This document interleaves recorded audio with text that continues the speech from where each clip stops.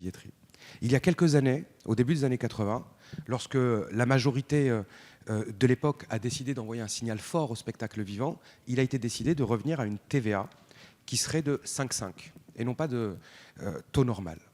Sauf qu'on n'a pas su à l'époque comment on pouvait distinguer le spectacle vivant, le concert, la représentation scénographique dans des établissements, sans pour autant que cela soit confondu avec des établissements de nuit qui ne font que diffuser de la musique sans qu'il y ait de représentation. Et je termine par là, Madame la Présidente. Sauf que depuis, la France, Paris, nos grandes villes sont devenues véritablement des références, notamment dans le domaine de la musique électronique, notamment dans le domaine de la représentation scénique de ces nouveaux acteurs qui ont des statuts en effet particuliers.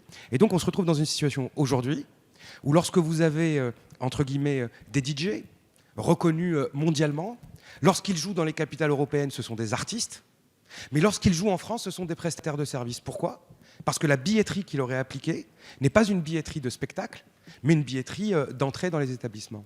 Donc, pour finir, je propose cette harmonisation, cette simplification. C'est aussi une mesure de justice sociale, parce qu'à partir du moment où on a une TVA spectacle vivant, celui qui se représente est obligé de se voir allouer le statut d'intermittent du spectacle, et non pas simplement de prestataire, ce qui est une précarité supplémentaire.